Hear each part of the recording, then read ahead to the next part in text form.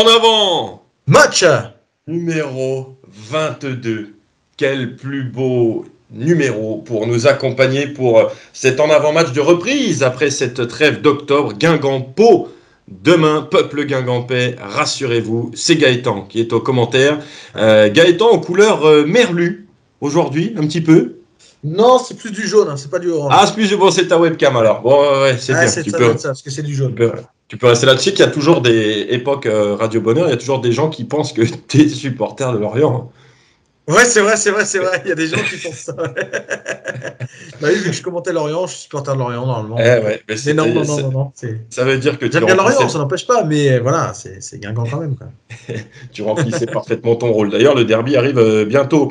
On vous accueille avec plaisir donc sur YouTube, sur Facebook, mais également maintenant, vous le savez, en podcast. Donc, vous ne voyez pas, si vous écoutez en podcast, le super blouson de Gaëtan. Donc, jaune foncé quand même un peu. Hein. Et jaune, un vrai jaune hein, pourtant. Hein. Ah ouais, bon, tu m'enverras une photo de meilleure qualité. Ouais, moutarde peut-être un peu léger. Allez. Redevenons sérieux. On va donc aujourd'hui développer 6 axes comme d'habitude en avant-match. On va être un petit peu sérieux en parlant des entames qui sont franchement pas une réussite à Guingamp dans ce début de saison. Le spectacle, par contre, on disait vouloir des émotions dans cette saison, eh bien on en a parce qu'il y a beaucoup de buts dans les matchs d'en avant. On se projettera vers le match de demain contre Pau. Gaëtan, tu nous présenteras cette équipe qui, sur son banc, en tant qu'adjoint, accueille Thibaut Giresse depuis cet été. Exclusivité intergalactique dans cet en avant-match. Les premières minutes diffusées du podcast enregistré avec Thibaut Giresse sur la demi-finale de Coupe de France 2014 contre Monaco. Ce podcast sera disponible lors de la trêve de novembre, lors de l'entrée en lice des Guingampais en Coupe de France. Il y a les premières minutes, ce sera aujourd'hui pour le retour de Thibaut Giresse à Roudourou. Pierre Perrault nous présentera les enjeux des matchs majeurs de cette journée de Ligue 2. Et puis on terminera avec le quiz. Gaëtan, c'est toi qui l'as animé. Est-ce que tu peux un peu nous teaser, sans nous raconter ce qui se passe, l'affrontement entre Florent, le champion en titre, et David? Oui, le vainqueur, c'est... Non, je rigole. Non, ça a été relativement serré. Il y a eu même retournements de situation, donc vous verrez que c'était très équilibré, que ça s'est joué à pas grand-chose. Voilà, sur différents thèmes, j'ai gardé là cette semaine la même formule que l'année dernière avec les CV, le c'est bon, c'est pas bon, la partie coup franc aussi qu'on avait mis en place. Donc voilà, garder la même trame là cette semaine, mais le score a été plus serré que la semaine précédente, enfin que le premier quiz finalement. Eh bien, on verra ça avec plaisir. On prend toujours les inscriptions, chers amis auditeurs ou téléspectateurs, mais on a un bon paquet d'inscrits qui sont sur liste d'attente. Donc évidemment, ça sera un par semaine. Donc si vous inscrivez maintenant, je pense que vous passerez aux alentours de février-mars peut-être, parce qu'il y a du monde qui se bouscule. Et merci à tous, évidemment, pour vos inscriptions. Entame ratée. Gaëtan, on voit 2 problèmes principaux dans cette équipe de Guingamp dans ce début de saison et qui ont été encore une fois soulignés à Clermont lors de la dernière journée. Ce sont 1, les entames de mi-temps, et 2, les coups de pied arrêtés.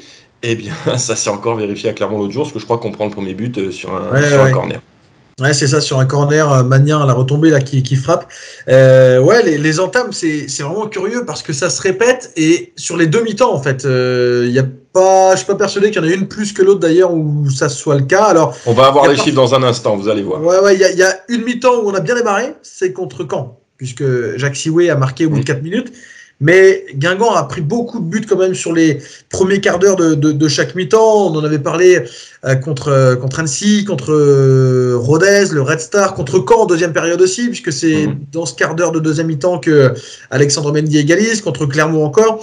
Ça se répète et il n'y a pas de vraie explication à ça, visiblement. On a posé la question déjà plusieurs fois à Sylvain Ripoll ou aux joueurs. On n'arrive pas à l'expliquer d'où ça vient, pourquoi, et en même temps, à côté de ça, c'est vrai qu'on parle de Caen. Caen, pour le coup, elle est réussie l'entame donc sur la première mi-temps, donc c'est difficilement possible en fait, de l'expliquer d'où ça vient, qu'est-ce qui fait que c'est comme ça. Est-ce que c'est pas un peu une marque de fabrique aussi des clubs de Ligue 2 d'une manière générale d'attaquer fort la mi-temps et une marque de fabrique que Guingamp n'a peut-être pas tout à fait adoptée cette saison. Peut-être aussi parce que faudrait regarder sur les autres équipes, mais est-ce qu'il y en a beaucoup qui ont tendance à marquer sur les premiers quarts d'heure? Bon, en première mi-temps, j'ai pas l'impression que ce soit énormément le cas, peut-être plus en deuxième. Donc ouais, c'est assez curieux. Et puis les coups de pied arrêtés, c'est vrai. Alors contre Caen, pour le coup, ça vient encore contraster l'affaire puisque Jacques Sioué marque sur un corner, mais l'égalisation caennaise, elle est aussi concédée sur un coup de pied arrêté. Donc oui, il y a beaucoup de buts qui viennent sur des coups de pied arrêtés. C'était le cas aussi à Rodez, il me semble, oui, sur l'égalisation de Rodez. Et je rebondis là-dessus, c'est un problème. Alors, on va entendre Lucas Marronnier, Sylvain Ripoll à ce sujet, parce qu'ils étaient avec nous après le match à Clermont. Mais moi, il y a une scène qui m'avait frappé, c'était avant le match contre Annecy. L'équipe répétait les coups de pied arrêtés, offensifs et défensifs. Et puis il y a une phrase, je ne sais plus si c'est Ripoll ou Janton qui la sort, Janton l'adjoint. Et en fait, sur chaque corner, il disait mais c'est pas possible. À chaque coup de pied arrêté, il y a toujours un attaquant qui a 3 mètres d'avance sur vous. Ouais. Et on joue comme on s'entraîne. Et visiblement, voilà, ça n'a pas encore été tout à fait cerné. Alors, est-ce que ce sera le talon d'Achille d'en avant sur toute la saison? On ne sait pas. Là, c'est la vérité à l'instant T sur les 2 premiers mois. Est-ce que c'est un déficit de taille? Est-ce que c'est un déficit de concentration? C'est vrai qu'on n'a pas beaucoup de grands joueurs par la taille. On a Gomis, on a Sidibé, Gomis qui n'est pas là en ce moment. Après, tu parles aussi du côté les attaquants contre 3 mètres d'avance. C'est vrai que les buts concédés sur coup de pied arrêté, il y en a beaucoup où le marquage est complètement lâché. Je pense à Sagna, à Rodez. Contre Caen, Louisère aussi. Les marquages sont complètement lâchés. C'est de la concentration. Ouais, parce que perdre le duel, c'est une chose, mais ne pas y être, c'en est une autre. Et c'est surtout ça qui est un peu plus gênant, quoi. Et sur ces deux-là qui me viennent en premier à l'esprit, c'est vrai que les deux Guingampais sont très loin du joueur adverse qui reprend le ballon. Donc, il y a problème de concentration, de timing aussi dans le placement, dans la capacité de réaction. Il y a un souci là-dessus, quoi. Donc, ouais, c'est sans doute c'est à revoir, ça c'est sûr, parce que Guingamp prend trop de buts sur ces phases-là. Ce qui n'était pas, j'ai pas l'impression que ce soit tellement le cas l'année passée, par exemple, avec des joueurs qui pourtant n'ont pas tous changé non plus. Ouais. J'ai pas l'impression que ça ait beaucoup flanché. Alors il y avait eu en fin de saison un but contre Bastia sur un corner, il y avait eu quelques-uns évidemment, mais j'avais pas l'impression que c'était si marquant que ça. Ouais. Là, j'ai quand même le souvenir de Dumont pestant contre les coups de pied arrêtés, mais je ne sais plus si c'était sur les off ou def, comme ils disent dans le jargon. Est-ce que c'était parce qu'on marquait pas assez sur les phases offensives ou qu'on en prenait trop sur la phase défensive? Mais en tout cas, oui, c'est un problème. Les coups de pied arrêtés, donc les entames. On va écouter à ce sujet. Il y avait eu la saison 2000, je crois, je te coupe juste avant, mais 2022-2023, il me semble qu'il y avait eu pas mal de buts sur coups de pied arrêtés concédés à l'automne. Mais bon, ça c'était, on va dire, amélioré par la suite. Ouais. Écoutons donc Sylvain Ripoll, l'entraîneur, et Lucas Marronnier sur ces entames qui plombent les Guingampais. Ouais, non, je ne peux pas vous dire l'inverse. C'est la 4e fois qu'on prend un but dans les 10 premières minutes. Et puis à 2-0, le match il est loin d'être terminé vu ce qu'on était capable de créer aussi comme situation dangereuse. Et malheureusement, je crois au bout de 6 minutes, on en prend un 3e sur un contre de nouveau. Donc oui, bien évidemment, après, on est obligé aussi de se déséquilibrer plus que de raison puisqu'on est mené au score. Ouais, c'est sûr, voilà, on commence quasiment un match avec 2 buts d'écart. Je sais pas trop encore, j'ai pas revu toutes les images, donc on va bien analyser ça. Après, c'est sûr que voilà, on bossera pour éviter ce genre de choses à l'avenir, ouais. Alors, on fait parler les acteurs, mais ce qui est beaucoup plus impactant, ce sont les chiffres. Alors, les voici. Ils viennent du site Football Database, qui est une de nos sources préférées, Bible, pour préparer nos matchs. Alors, on est désolé pour nos amis du podcast qui l'écoutent, mais là, c'est frappant. Regardez, on va le décrire évidemment en version audio. Les buts par quart d'heure. En bleu, vous voyez, ce sont les buts marqués par Guingamp. En rouge, les buts encaissés. Premier quart d'heure de 0 à 15, 1 but marqué, c'est donc Sioué contre Caen, 5 buts encaissés. Quart d'heure 16-30, 4 buts marqués, 0 encaissés. quart d'heure 31-45, 3 buts marqués, un seul encaissé. Donc vous voyez qu'en première mi-temps, Guingamp a encaissé 6 buts cette saison, 5 sur 6 dans les 15 premières minutes des matchs. Énorme. Deuxième mi-temps, c'est parlant également. Premier quart d'heure de la seconde période, but inscrit 0, but encaissé 5. Deuxième quart d'heure de la seconde période, 2 buts inscrits et 3 encaissés. Et par contre, parlons du positif aussi, dernier quart d'heure des matchs, 6 buts marqués, 0 encaissé pour les Guingampais. Donc voilà, ce sont des périodes de match. Et vous voyez donc sur les 14 buts encaissés par en avant cette saison, 10 l'ont été dans les premiers quarts d'heure de chaque période. La preuve par les chiffres, Gaëtan. Ouais, là c'est frappant. Hein, c'est frappant. Autant on a parfois en sortant du stade, on se dit encore un. Mais là quand on voit les chiffres, sur les 8 premières journées, c'est énorme quand même. C'est énorme. Mais c'est vrai que les quarts d'heure sont énormément séquencés aussi au niveau but marqué, but encaissé, parce qu'on voit que du coup le dernier quart d'heure des matchs, c'est là que Guingamp marque aussi beaucoup. Et ça, c'est un vrai point positif parce que les équipes, souvent du haut de tableau, ont tendance aussi à faire basculer les matchs parfois en fin de rencontre, à réussir à beaucoup marquer dans des moments où l'adversaire pense tenir le nul ou pense tenir la victoire. Et c'est là que tu arrives à passer devant. Par exemple, la saison 2012-2013, celle de la montée de Guingamp en Ligue 1, il y avait eu énormément de victoires comme ça, arrachées dans le dernier quart d'heure et même dans le temps additionnel pour plusieurs d'entre elles. Ça, c'est un signal positif de voir ça. Maintenant, c'est sûr qu'il faut corriger les entames de mi-temps parce que là, ça fait quand même beaucoup, quoi. Ouais, Guingamp qui en 2012-2013 avait marqué 20 buts cette saison-là. Dans le dernier quart d'heure, c'était de loin le meilleur quart d'heure d'en avant dans cette saison. 8 buts de plus que tout autre quart d'heure. Et ça prend en compte le temps additionnel du coup. Hein. Ah oui, bien évidemment. C'est pour ça que généralement, il y a un petit peu plus de buts dans les derniers quarts d'heure parce qu'évidemment, on englobe ça rajoute le temps additionnel. Et vous avez vu sur le tableau tout à l'heure que c'est le Louvambo time. 3 buts inscrits cette saison par Louvambo. Les 3 évidemment en entrant pour asseoir des victoires très sympas contre Troyes et contre Caen. Victoire très sympa. Et donc, ça vient inaugurer notre deuxième thème parce que c'est vrai qu'il y a du spectacle. Cette saison avec En Avant, il y a très peu de matchs où on s'est dit, mon Dieu, c'est une purge. Il y a le PFC Guingamp qui a été pas beau du tout. Mais à part ça, franchement, on a vu des matchs alors avec des points forts et des points faibles, des quarts d'heure forts, des quarts d'heure faibles, évidemment. Mais franchement, moi, je parle pour moi. Je prends du plaisir à voir cette équipe avec ses qualités et ses défauts. Même le match à Clermont où on prend 4-1 et où il y a eu des largesses défensives et des erreurs nettes. L'équipe, elle a toujours joué, elle n'a jamais abandonné. Alors, elle est revenue à 4-1, c'est plus symbolique qu'autre chose. Mais voilà, c'est une équipe qui nous donne des émotions dans ce début de saison, Gaëtan. Oui, parce qu'au-delà des résultats, du classement, des points, on retient aussi ce qu'on vit dans les matchs, quoi, ce que procurent ces matchs. D'ailleurs, l'année dernière, on l'a souvent dit, si Guingamp, par exemple, avait eu sa trajectoire de résultats qu'elle a eu à l'extérieur, enfin que l'équipe a eu à l'extérieur à domicile, les gens auraient eu un autre regard parce que les gens auraient pris plus de plaisir à Roudourou. Il y avait des matchs souvent plus sympas à l'extérieur, des résultats meilleurs, oui, mais des matchs aussi parfois plus sympas avec parfois même plus de buts. On se souvient par exemple de la victoire contre Concarneau à Brest puisque le match était là-bas. D'autres victoires, il y en a eu d'autres à l'extérieur qui ont été. À Saint-Etienne, était belle. À Saint-Etienne, par exemple, le 3-1, il y a eu des matchs vraiment sympas à l'extérieur, mais pas vraiment à domicile. Et du coup, les gens partaient un peu, tête basse, un peu grise mine, voilà. Et là, on se rend compte que même quand les matchs ne sont pas gagnés, on se dit, défaite 4-3 contre le Red Star, les 2 super buts d'Emia, le but de Labo, il y a eu contre Annecy du spectacle aussi, un super but d'Emia encore, évidemment, on aimerait que ça gagne tout le temps, mais ça, c'est pas forcément possible.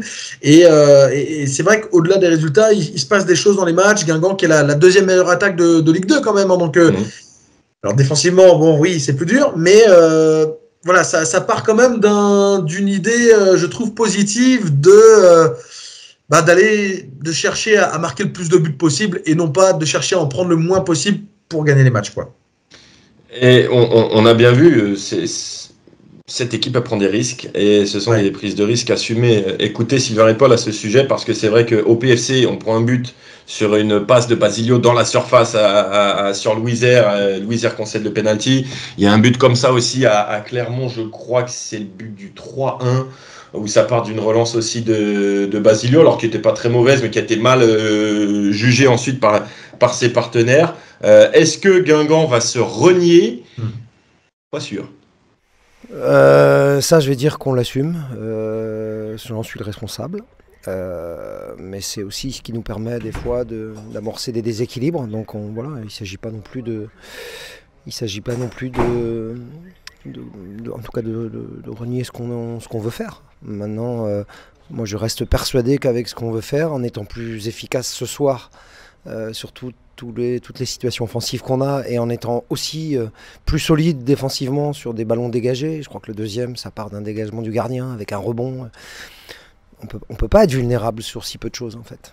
Voilà, Sylvain Ripoll qui le dit, il y a une prise de risque, le fait d'attirer comme ça très haut les adversaires jusque dans notre surface, ça crée des espaces ailleurs. Il y a une prise de risque parce que tu es une équipe relativement moyenne de Ligue 2, tu n'es pas en Ligue des Champions, donc forcément, parfois tu as les pieds qui brûlent un peu plus. Mais voilà, ça participe au charme et aux faiblesses, encore une fois, de cette équipe. Tu l'as dit, deuxième attaque de Ligue 2 avec 16 buts marqués. Seul Metz en a marqué davantage. Par contre, 16e défense sur 18 du championnat. On a encaissé 14 buts. Seul le Red Star et Martigues en ont encaissé davantage. Qu'est-ce que ça dit de cette équipe? Réponse à Clermont de Ripoll et Marronnier encore. Bah oui, parfois les chiffres parlent d'eux-mêmes et il est évident qu'en prenant autant de buts, c'est difficile d'inscrire quelque chose dans la durée. Je dirais en prenant autant de buts et surtout en les prenant comme on les prend. Donc voilà. Est-ce que c'est parfois des buts un peu donnés finalement sur certaines situations? Ouais, on a cette impression d'être obligé de faire beaucoup de choses pour se créer des occasions et on a l'impression que l'adversaire, en faisant beaucoup moins de choses, arrive à être aussi dangereux que nous. Donc ça paraît déséquilibré cette histoire. Je sais pas trop, ça peut dire qu'on est une équipe... voilà, on est ouvert, donc forcément quand on prend des contres, on en reprendra d'autres, ça c'est certain, de la manière de jouer. Après voilà, il faut essayer d'éviter au maximum et garder des équilibres qui sont importants. Alors Gaëtan, qu'est-ce que ça dit de cette équipe que tu as vu exclusivement gagner cette saison quand tu les commentais? Ouais.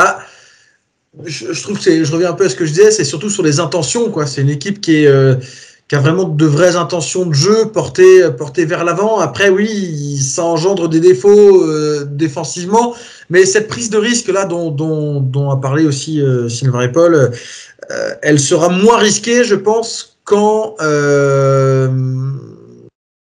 les joueurs, ils le font déjà en fait pour certains, mais elle sera moins risquée quand Guingamp saura s'adapter davantage aussi parfois aux situations de match, parce que c'est vrai, avoir cette prise de risque, elle est assumée, on y va, c'est l'idée directrice, d'accord, mais il y a des fois où le jeu ne demande absolument pas ça.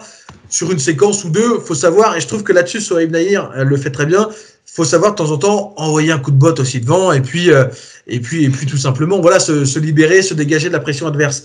C'est pour ça que la prise de risque, évidemment, elle est par définition risquée, mais elle peut l'être un peu moins quand on maîtrise aussi parfois ces temps de match et ces situations qui se présentent au coup par coup, quoi, sans chercher à constamment rester un peu dogmatique là dans cette idée constante, alors que des fois ça amène plus de danger contre soi que pour soi, quoi.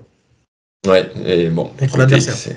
C'est comme ça, on verra si cette équipe... Mais voilà, c'est avec le temps aussi. Hein. Comme tu dis, Guingamp, c'est pas une équipe de Ligue des Champions. Hein. Voilà, c'est une équipe de Ligue 2 qui a besoin d'apprendre aussi. C'est normal qu'il y ait des erreurs, et il y en aura encore sur la saison. Sinon, Guingamp serait pas là non plus. Hein. Et une équipe relativement jeune aussi. Hein. Il y a très peu de joueurs de grande expérience dans cette équipe. Voilà, bon, il y a Basilio, il y a Lemonnier. Mais le reste, voilà, ça reste comme... Louis aussi, c'est vrai, mais le reste, c'est relativement jeune, et ceci peut expliquer cela. Les matchs de Guingamp ont engendré 30 buts cette saison en Ligue 2. C'est les matchs les plus spectaculaires. C'est le plus gros chiffre là-dessus, puisque Martigues en est à 25 et Metz est en dessous avec 27 buts engendrés dans ces matchs. 18 inscrits, 9 encaissés. Là, c'est un peu mieux réparti pour Metz. Guingamp, c'est 16 marqués, donc 14 encaissé. Il y a une équipe qui a engendré beaucoup de buts sur ses dernières visites à Roudourou, c'est Pau. Et tant mieux pour nous, parce que ça nous a longtemps et très souvent souri. Guingamp-Pau, donc présentation de cette équipe paloise, qui est toujours une équipe, quand on est un peu de l'extérieur, redoutable à domicile, et peut-être un peu plus, alors je sais pas si c'est le mot qui est juste, mais maniable à l'extérieur. Ouais, c'est ça.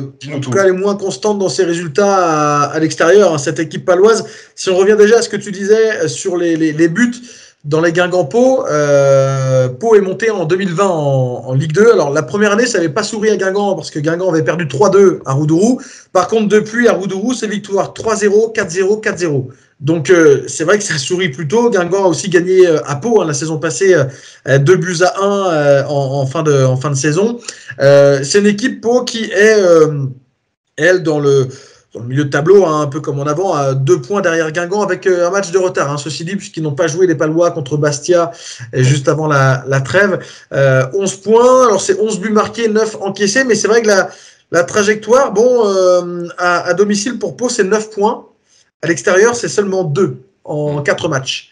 Donc, il n'y a pas eu énormément de matchs non plus, mais seulement 2. Ça veut dire qu'à l'extérieur, c'est quand même plus difficile pour les Palois qui restent notamment sur des défaites à Dunkerque et à Laval en ayant concédé 3 buts à chaque fois sur ces 2 matchs-là.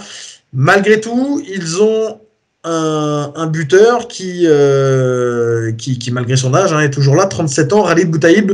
Il a 3 buts. 3 buts en ayant... Alors, Pau n'a que 7 matchs et lui a été suspendu sur un match. Donc, je crois qu'il est à 3 buts en 6 journées. 3 buts en 6 matchs, finalement, Boutaïb. Donc, c'est quand même pas mal. On se souvient que lui avait marqué un triplé, je ne sais pas si tu t'en souviens, contre Guingamp. Coupe de France 2016, et il avait marqué un but aussi contre Saint-Malo. Oui. Juste après. C'est l'année où il y a eu 4 ou 5 fois le Gazélec. C'était 15-16. On les avait joués 2 fois en Coupe de la Ligue parce que tu avais eu le match reporté à cause de l'orage. On l'avait rejoué. On les avait re-eu en Coupe de France là-bas. Ils nous avaient éclaté 3-0. Et le tour suivant, ils ont joué à Guingamp contre Saint-Malo. Exactement. Et du coup, la dernière victoire de Pau à l'extérieur, puisqu'ils n'ont pas gagné cette saison à l'extérieur, 2 nuls, 2 défaites, c'était à Valenciennes le 13 avril, 4 buts à 1. Et alors, j'ai pas fait le calcul exact, mais de mémoire, oui, c'est ça. Ça fait 1, 2, 3, 7 matchs, 7 rencontres sans victoire d'affilée à l'extérieur en cumulant la fin de saison passée et ce début de saison 2024-2025. Et quand on regarde les 3 derniers Guingamp-Pau à la maison, c'est 3 victoires pour Guingamp, 11 buts inscrits, 0 encaissés pour les Guingampais. Donc, on va pas trop fanfaronner, ce sont des bons souvenirs. Notamment, on se souvient du but de Kathleen, magnifique, il y a un petit peu plus de 2 ans. Pourvu que la série continue pour les Guingampais, face aussi à Nicolas Usaï, qui a coaché 4 fois contre Guingamp. Je regardais ça, 4 défaites pour Nicolas Usaï, qui, donc, à côté de lui, depuis cette saison, Gaëtan, a un joueur qu'on connaît bien ici à un ancien joueur. Oui, un ancien joueur. Qu'est-ce que j'ai dit ? Un joueur. Un joueur, mais il sera joueur à vie pour nous. Thibaut Giresse, quel plaisir de le revoir. Eh oui, Thibaut Giresse qui était parti, on se souvient, c'était quoi, hiver 2022. Oui. Parti à Nîmes en tant qu'adjoint de Frédéric Bompard. Frédéric Bompard qui, la saison passée, a été démis de ses fonctions avant la fin de la saison, mais Thibaut Giresse, lui, est resté jusqu'à la fin de la saison à Nîmes, et puis donc cet été, il a signé du côté de Pau en Ligue 2 en tant qu'adjoint de Nicolas Usaï. Donc c'est, mine de rien, déjà son 3e club en tant qu'adjoint, Guingamp, Nîmes et Pau, avec de la Ligue 2, de la Ligue 1 d'abord, de la Ligue 2, du National un peu avec Nîmes aussi. Donc il aura connu quand même les trois divisions. Et bon, pour lui, ça semble plutôt bien se passer sur ce début de saison. Ouais, c'est pas mal. Il prend du plaisir. Mais c'est vrai que c'est quand tu vois le marché un petit peu des entraîneurs, des adjoints, c'est vrai que quand tu connais l'expérience qu'il a eue à Nîmes, Bompard qu'il avait amené, qui part, donc tu te dis quelle stabilité donner à tout ça. Et puis surtout à Nîmes, il a connu il nous en parlait un petit peu l'année dernière, des conditions de travail très très compliquées. Vous connaissez sans doute la situation de Nîmes avec un stade qui est en mauvais état, des conditions d'entraînement presque, je vais peut-être un peu loin, mais apocalyptiques. Je crois qu'il n'y avait pas de chauffage dans le vestiaire. Enfin, je crois qu'il n'y avait plus d'eau chaude à un moment donné. Ouais, voilà. Donc là, espérons pour Thibaut Giresse, que l'on apprécie, qui a passé de très très longues années à Guingamp. J'en dis pas trop parce qu'il me semble que dans le quiz, vous en parlez un peu. Exactement. Voilà, donc non, c'est toujours un plaisir de le revoir, et ça fait plaisir aussi pour lui de voir qu'il a trouvé un projet qui est quand même un des projets cohérents de ce championnat de Ligue 2. On a conversé avec lui il y a quelques semaines, c'était au mois de septembre. On a enregistré le podcast sur la fameuse demi-finale contre Monaco en 2014 parce qu'évidemment, il est un acteur majeur, même si c'est celui qui a le moins joué de cette demi-finale contre Monaco. Ça entre dans le cadre de nos podcasts sur les 10 ans de la Coupe de France. Les 3 premiers épisodes sont disponibles. Le 32e de finale avec Laurent Dos Santos sur le match à Bourg-Péronal. Laurent Dos Santos qui est revenu d'ailleurs au club à Guingamp en tant qu'éducateur. Deuxième podcast, c'est sur le 16e de finale contre Concarneau avec Stéphane Quimper, le Concarnois, et Cédric Forêt, le Guingampais.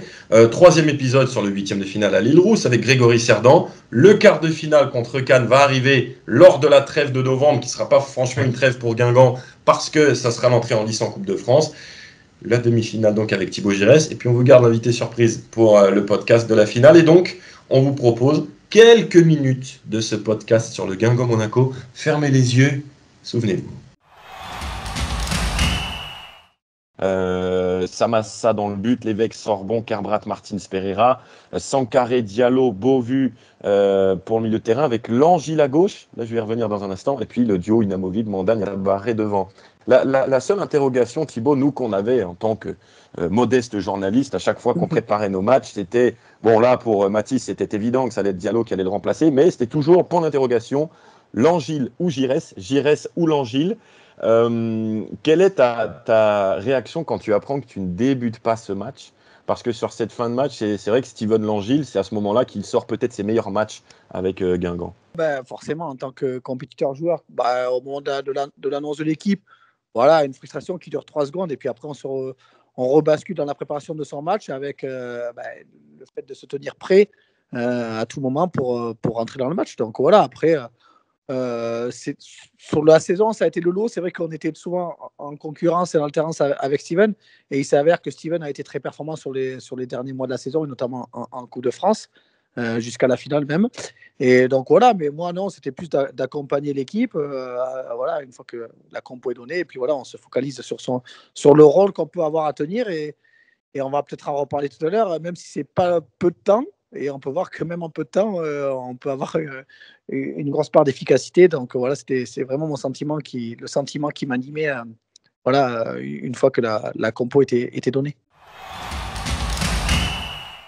On arrête là parce qu'on ne veut pas tout vous dire sur ce podcast qui va durer, je pense, entre 1 heure et 1h30. Un gros régal pour revenir sur l'un des matchs les plus fantastiques vécus à Roudourou. C'était le 16 avril 2014. Championnat de Ligue 2, on redescend un peu de quelques étages en termes d'émotion, mais c'est quand même toujours sympa. 9e journée de championnat, présentée par notre ami d'Express Ligue 2, suivez-le sur Instagram, Pierre Perron. Retour à la Ligue 2 après cette trêve internationale avec ce vendredi soir une rencontre de haut tableau entre Grenoble et le Football Club de Metz, 2 des meilleures attaques du championnat de Ligue 2 qui vont s'affronter. Le JF38, une équipe invaincue à domicile depuis le début de la saison, qui va affronter un FC Metz en confiance, qui va même pouvoir tenter d'accrocher la place de leader à l'issue de cette journée en fonction des résultats sur les autres pelouses. Un concurrent justement à cette première place, c'est le FC Lorient, une équipe dont on parle quasiment chaque semaine parce que c'est une équipe qui marche bien, mais c'est aussi une équipe qui défend bien. 5 buts encaissés seulement par les Lorientais en 8 rencontres. Ils vont affronter une des belles surprises de ce début de saison, le FC Annecy. Une seule défaite pour les Hauts-Savoyards qui occupent actuellement la 5e place du classement. Un match moins alléchant à présent, le FC Martigues face à Rodez, 2 mal classés qui s'opposent, même si Rodez a retrouvé des couleurs il y a 2 semaines en s'imposant face à Grenoble. C'est plus compliqué pour les Martégots, pire défense, 2e moins bonne attaque de ce championnat de Ligue 2. Les stats ne sont pas en faveur du promu qui, en plus de cela, doit délocaliser toutes ses rencontres à domicile dans un autre stade. Vous les avez peut-être vu jouer à Marseille depuis le début de la saison. Ils vont désormais devoir évoluer à Guignon, une ville située à plus de 400 km de Martigues. Ça n'arrange pas du tout les affaires des Martégots déjà bien touchés sur un plan sportif, qui vont donc devoir s'imposer pour éviter de s'enfoncer de plus en plus dans la zone rouge. Voilà donc pour les différents enjeux de cette 9e journée de Ligue 2. Voilà la Ligue 2 qui reprend entre ces trêves d'octobre et de novembre. Guingamp qui va avoir un calendrier assez copieux, hein, parce qu'après Pau, il y aura un déplacement à Metz, qui est quand même l'un des gros favoris de ce championnat. Puis 2 matchs à domicile. Fin octobre, début novembre, il y aura le mardi 29 Guingamp-Ajaccio et le samedi 2 à 20h Guingamp-Grenoble. Et d'ailleurs, durant cette semaine-là, grosse semaine aussi pour la Guingampaise, puisque les visites du stade animées par votre serviteur ici à lunettes et t-shirt bleu et blanc, les visites du stade reprennent 29, 30, 31 octobre, 1er novembre aussi, comme ça vous allez voir comment le stade vit entre 2 matchs. Et puis le 1er novembre, là Gaëtan, on se prépare à fond pour le quiz. Inscrivez-vous parce que d'une part, à 18h, il y aura l'enregistrement en direct d'en avant match avant ce Guingamp-Grenoble. Et puis juste après, à partir de 19h30, le quiz. On peut déjà donner un petit indice. Le quiz spécial Halloween un peu, un spécial version Halloween. Ça va peut-être donner des idées à certains sur ce quiz. Donc chez les crêpes d'Hélène et Jules à Ploumagoire, pour pas se tromper de site, ce sera bien à Ploumagoire.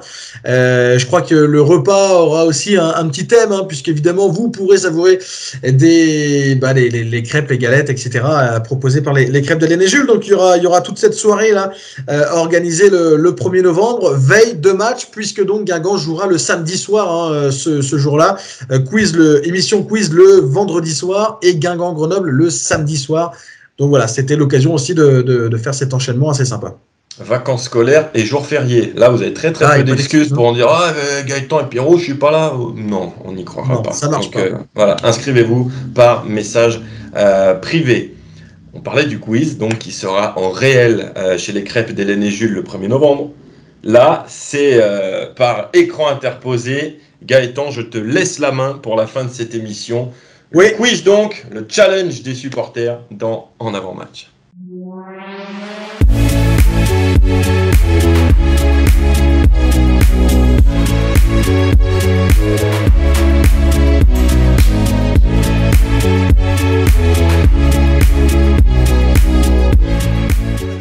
C'est le quiz. Maintenant, vous en avez l'habitude. La première manche, la semaine dernière, remportée par Florent. Il est donc qualifié pour la suivante. Salut Florent. Salut. Ça va bien? Ouais. Motivé? Motivé et tout va bien. Bon, face à toi aujourd'hui, c'est David qui nous a rejoint. Salut David. Salut Gaëtan, salut tout le monde. Bon, ça y est, c'est ta première face un peu de pression face à un concurrent qui a déjà gagné une manche. Ah oui, j'ai regardé le quiz de la semaine dernière. Effectivement, il y a du niveau, donc il va falloir être au niveau également. Bon, il va falloir répondre. Pas de pression, ça va le faire. En tout cas, on est là pour passer un moment sympa.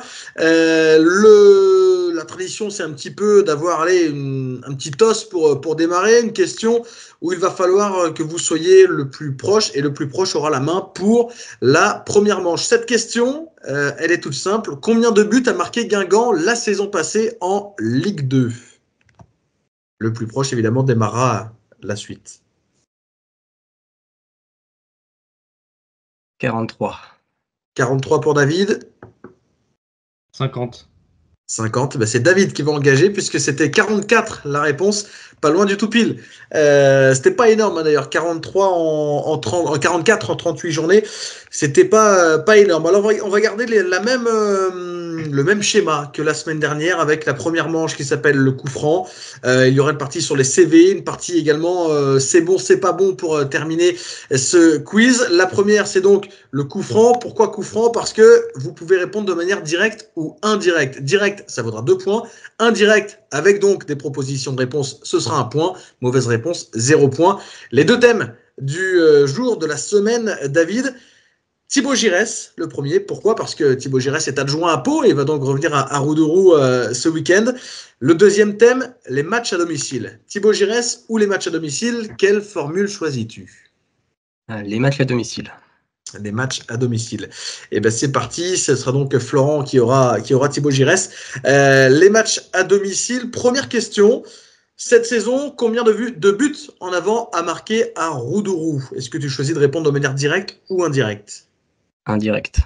Indirect, 10, 11 ou 12? Alors,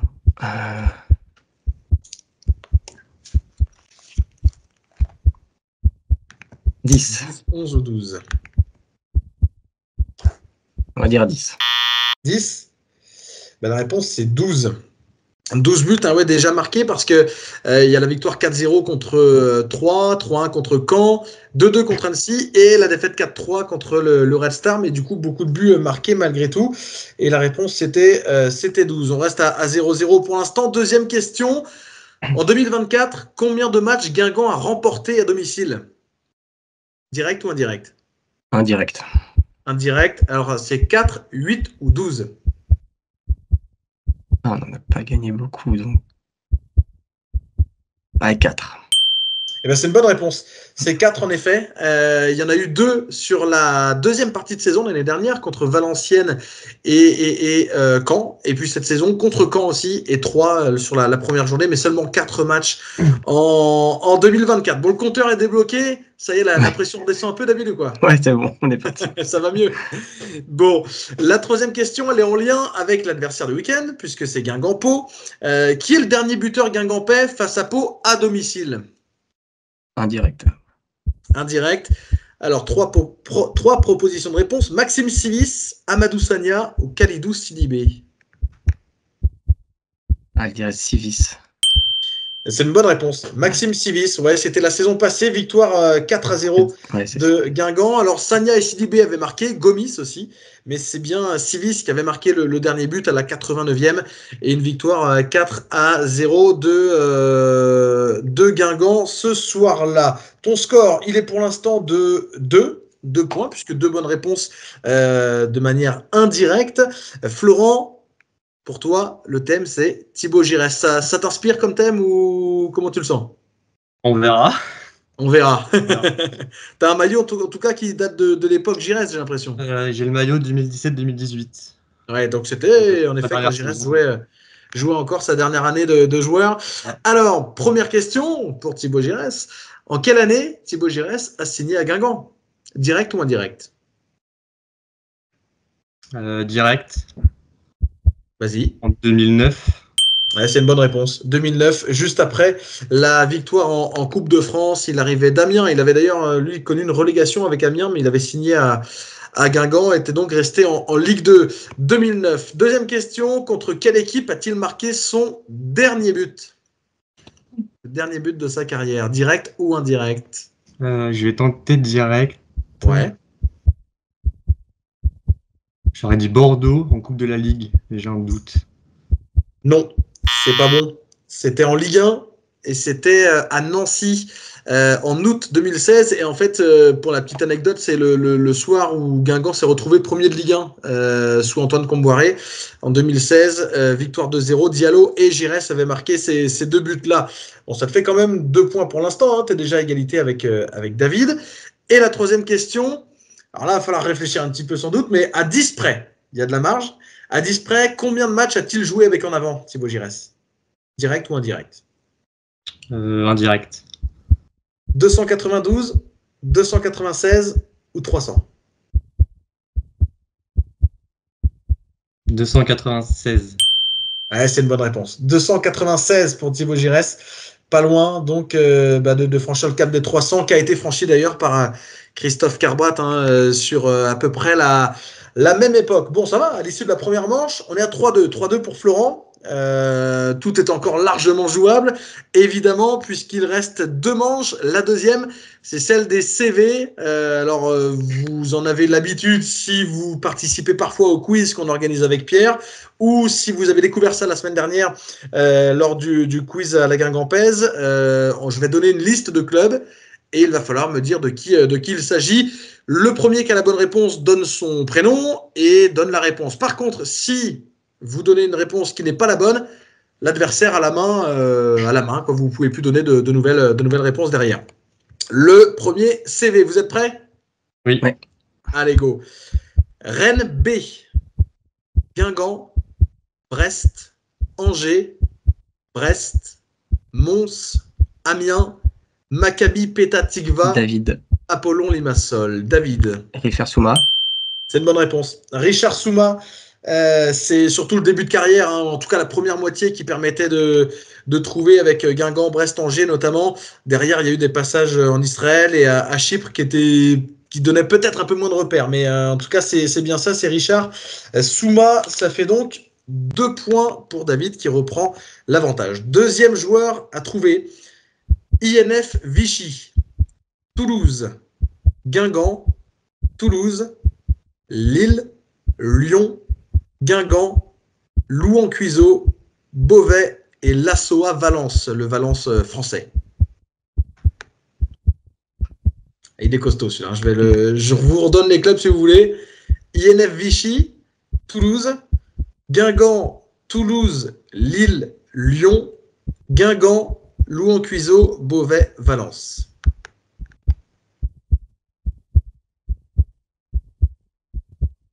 Ça cherche, tic-tac, tic-tac. Personne ne l'a.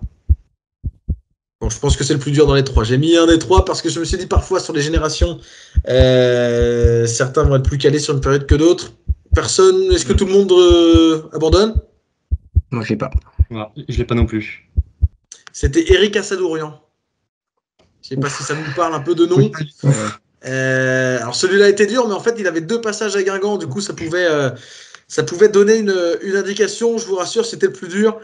Celui d'avant vous l'avez trouvé, et le suivant est beaucoup plus facile aussi. Enfin, je pense en tout cas. Le troisième, son parcours, Halmstad en Suède, Nimègue aux Pays-Bas, Randers au Danemark, Guingamp, Copenhague, Bordeaux, Strasbourg. David. Florent. David. Karl-Jan Johnson. Yes, Kalle Jönsson, en effet. Alors, le début de parcours pouvait un peu être compliqué, mais derrière, forcément, c'était beaucoup plus facile. Kalle Jönsson qui a signé à Strasbourg cet été. Si on fait le point, donc, à l'issue des 2 manches, on en est à 6 pour David, à 3 pour Florent. La manche des CV est plus compliquée pour Florent, mais il y a le c'est bon, c'est pas bon pour se rattraper. Le c'est bon, c'est pas bon, il y a un thème. Évidemment, chacun, votre tour, vous donnez une réponse. Si la réponse a déjà été dite, vous êtes éliminé. Si vous n'avez pas la bonne réponse, vous êtes éliminé. Et celui qui reste en jeu peut donner autant de réponses qu'il souhaite jusqu'à la fin. Ce qui peut donc tout changer, évidemment. Comme David a gagné le toss du début de manche, enfin du début de quiz, c'est lui qui va pouvoir démarrer aussi sur ce c'est bon, c'est pas bon. Le thème du jour... Un petit papier, ça c'est recommandé d'ailleurs, c'est vrai, de le noter. Le thème du jour, il va falloir retrouver tous les buteurs de Guingamp en coupe au pluriel depuis la descente en Ligue 2. Donc depuis 2019. Tous les buteurs de Guingamp en coupe depuis la descente en Ligue 2 en 2019. David, c'est à toi. Buteur en coupe depuis 2019. Donc coupe au pluriel parce qu'il y avait encore au départ la coupe de la Ligue aussi. Gomis. Lequel? Yannick Gomis. Yannick Gomis? Non. Yannick Gomis, c'est bon. Yannick Gomis, c'est bon. Florent? Courtet. Courtet, c'est bon. On va mettre Picard. Picard? Ouais, il était marqué. C'est pas bon. Oh. Non, Picard n'a pas marqué ni en Coupe de la Ligue, ni en Coupe de France. Alors pour l'instant, on en reste au score. On en est à 7-4 pour David. Mais là, c'est un pont d'or, Florent, pour aller chercher la qualification. J'aurais dit Roux, Nolan Roux en Coupe de la Ligue. Nolan Roux en Coupe de la Ligue à Orléans, en effet, 2019-2020. C'est bon.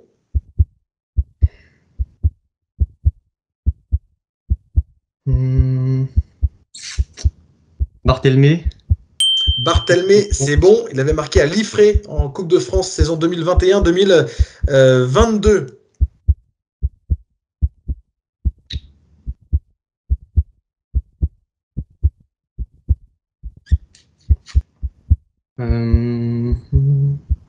Guillaume. Baptiste Guillaume, c'est bon également. Il avait marqué un doublé à Auray en 2022-2023. Nous voilà à 7 partout. Est-ce que tu as encore une idée ou pas? Je vais tenter, mais je suis pas sûr. Sidibé. 10 secondes. Sidibé? Oui. C'est bon pour Khalidou Sidibé. Oui, il a marqué la saison passée à l'AG Caen.